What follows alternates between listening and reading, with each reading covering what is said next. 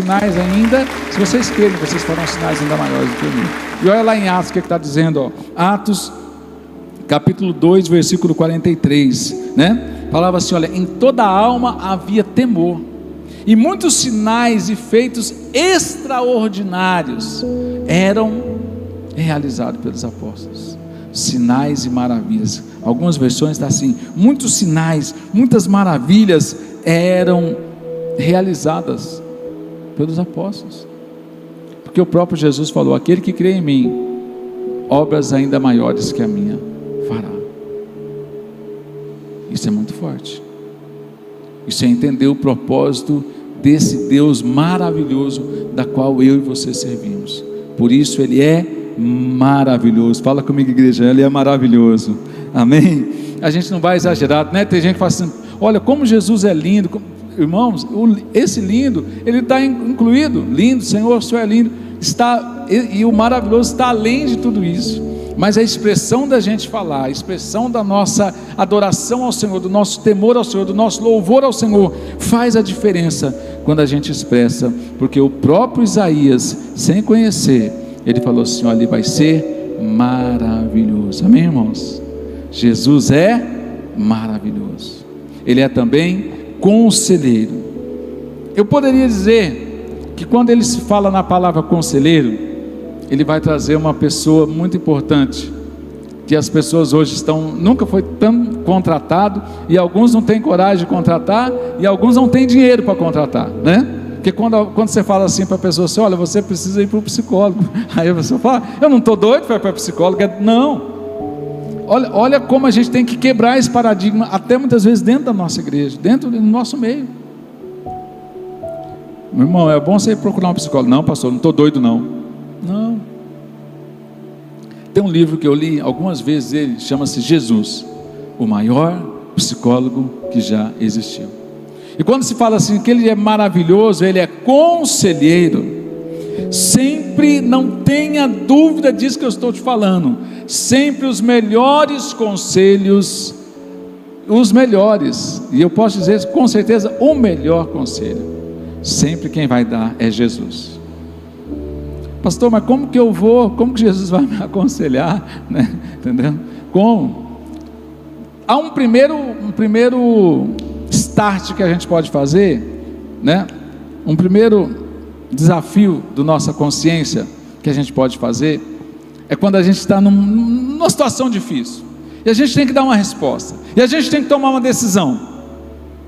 Existe um movimento muito grande americano, já existe há algumas décadas, e chama assim, em seus passos, o que faria Jesus?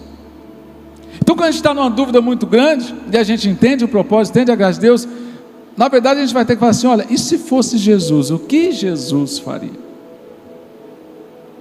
Ah, pastor, eu tenho dúvida, será que isso pode, isso não pode, será que não, você acha que Jesus faria isso? Jesus é tão maravilhoso, é tão conselheiro, que só a pessoa dele já nos aconselha, só o exemplo dele já nos traz referência. Jesus faria isso? Jesus colocaria um coração vingativo? Jesus teria um coração de vingança? Jesus negaria o perdão? Jesus negaria uma ajuda ao necessitado? Jesus negaria a oportunidade de alguém ser curado e restaurado? É só pensar, o que faria Jesus? Ele é conselheiro, ele é Deus forte, ele é conselheiro. Olha que coisa interessante, e aí sim, quando se fala que Jesus é o maior psicólogo que já existiu, e que existe uma frase lá em Mateus capítulo 9, versículo 4, e aí sim, ele supera a todos. Por que ele supera? Porque quando Jesus, como você vai no psicólogo, o que acontece lá? Você vai fazer a sessão, você vai contar o que está acontecendo, o psicólogo vai fazer ainda um estudo. Não, esse psicólogo, nosso psicólogo, né? Esse conselheiro, Jesus, ele é diferente. Olha lá, Mateus 9, 4. Todavia, conhecendo-lhes os pensamentos, Jesus disse: por que pensais mal no coração? Não é maravilhoso você chegar e contar e conversar com alguém que já sabe tudo o que você está pensando? Que já sabe tudo. Você chegar no psicólogo, o psicólogo fala: olha, não precisa, eu já sei tudo que você está pensando, eu já te conheço. Que psicólogo tem autonomia, autoridade? Não existe.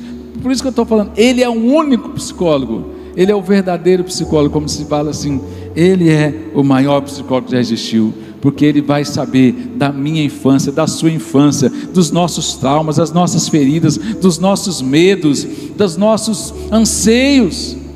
Ele nos conhece, o nosso deitar, o nosso levantar, ele conhece tudo. Então ele não tem como não dar um bom conselho para mim e para você. O que Deus, na pessoa do próprio Deus, fala lá para Caim com o coração endurecido, Caim com o coração pronto ali.